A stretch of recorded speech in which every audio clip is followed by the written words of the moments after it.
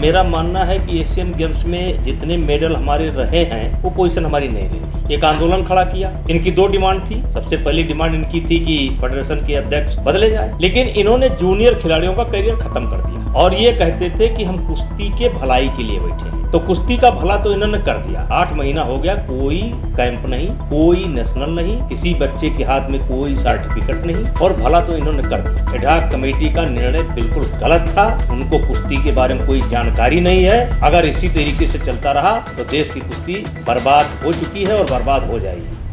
2-3 Olympic में हमारे medal आए और मेडल आने के बाद कुश्ती बहुत एक स्तर पर पहुंच चुकी थी, लेकिन मेरा मानना है कि एशियन गेम्स में जितने मेडल हमारे रहे हैं वो पोजीशन हमारी नहीं रहेगी, क्योंकि अभी वर्ल्ड चैम्पियनशिप में, जो कि ओलंपिक के लिए क्वालिफाई का भी टूर्नामेंट था, अगले साल 4-5 हमें मेडल मिले थे और 4 हम क्वालिफाई किए थे। और इस साल किसी तरीके से एक लड़की ब्रॉन्ज मेडल जीत करके अपनी जगह बना पाई।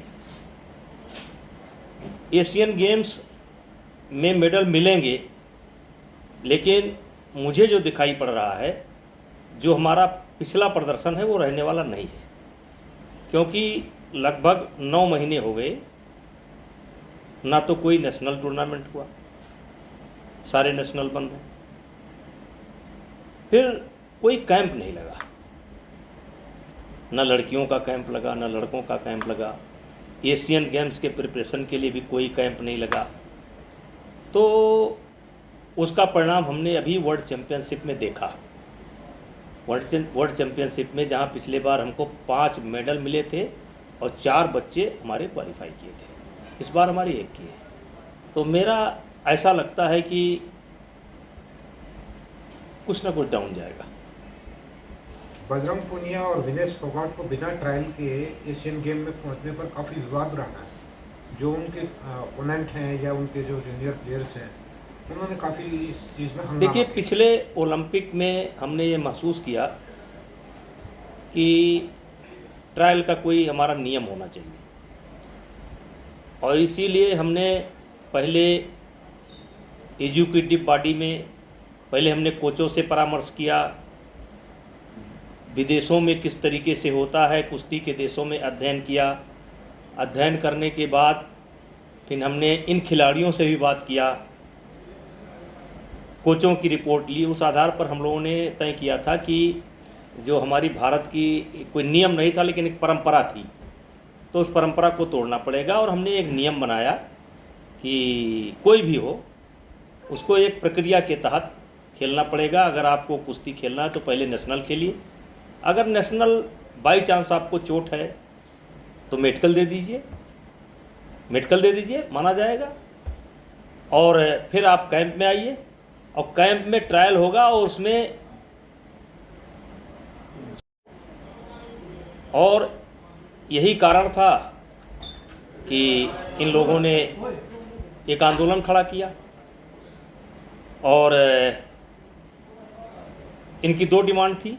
सबसे पहली डिमांड इनकी थी कि फेडरेशन के अध्यक्ष बदले जाए, क्योंकि क्या कहें, खैर चलिए। तो इस नियम के, लेकिन उसी समय मैंने कहा था कि ये देखिए, लड़ाई ये जूनियर बनाम सीनियर खिलाड़ियों की है। देखिए, इनको ओलंपिक में मेडल मिल चुका, इनको वर्ल्ड चैम्पियनशिप में मेडल मिल चुका, बिना ट्रायल के ये एशियन गेम्स में पहुंच गए। हो सकता है ले दे करके कोई मेडल आ ही जाए, लेकिन इन्होंने जूनियर खिलाड़ियों का करियर ख़त्म कर दिया और ये कहते थे कि हम कुश्ती के भलाई के लिए बैठे हैं। इनका कहना था कि हम कुश्ती के भले के लिए बैठे हैं। तो कुश्ती का भला तो इन्होंने कर दिया। 8 महीना हो गया, कोई कैंप नहीं, कोई नेशनल नहीं, किसी बच्चे के हाथ में कोई सर्टिफिकेट नहीं और भला तो इन्होंने कर दिया।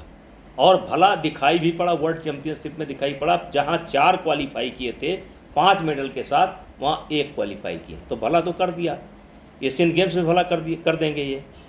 और ये जो हमने नियम बनाए थे उसी नियम के विरोध में ही आए हैं और एडहॉक कमेटी ने जो बिना ट्रायल के निर्णय लेने, बिना ट्रायल के इन्होंने भेजा है, एडहॉक कमेटी का निर्णय बिल्कुल गलत था।